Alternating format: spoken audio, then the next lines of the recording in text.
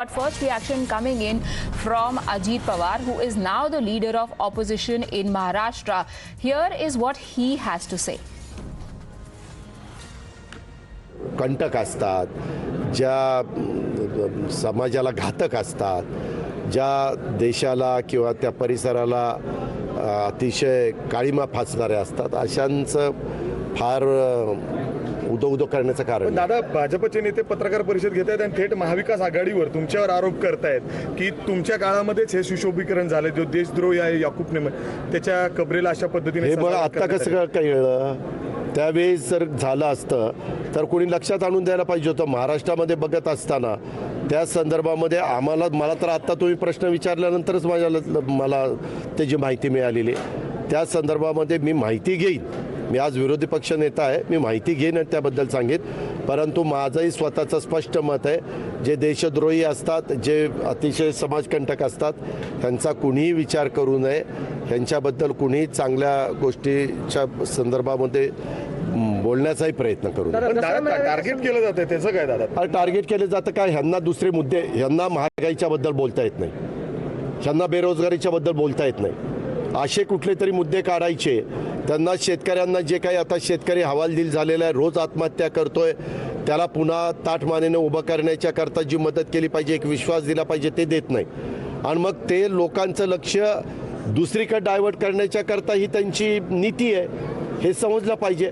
आणि ती नीती तुम्ही पण लोक ओळखत नाही. तुम्ही पण तोच मुद्दा घेऊन प्रश्न विचारताय, तुम्ही पण तोच प्रश्न विचारताय. ह्या गोष्टीचे प्रश्न विचारणं इतकं देखील महत्त्व त्या गोष्टीला द्यायचं कारण नाही. अरे कुणाचंही सरकार असू दे ना, तू उद्या मुख्यमंत्री असता तर तुझ्याही काळात व्हायला नको होतं. Shivani joins us for more on this. Shivani, I do know that you have a 1993 blast victim with you, but before we go to him, could you just explain to us what did Ajit Pawar say?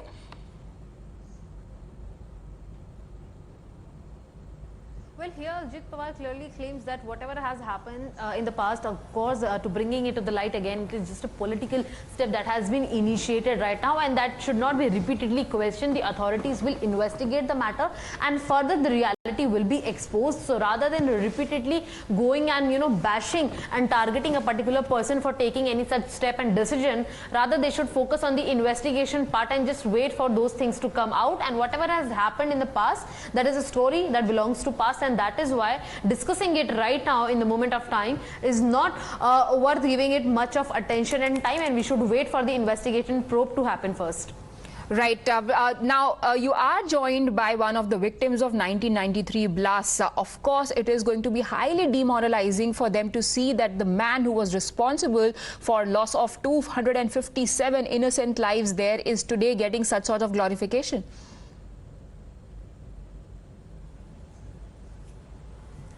Well, definitely we are joined by Mr. Naresh Sharaf, sir. First of all, as you can look at him, first of all, you will understand that what scenario and what kind of impact 1993 blast had for forever on the family members and on the victims as well. Naresh ji, सबसे पहले मेरा यही सवाल होगा, आपका ये हादसा train में हुआ था, अब आपके सर्वाइवल कैसे चल रहा है?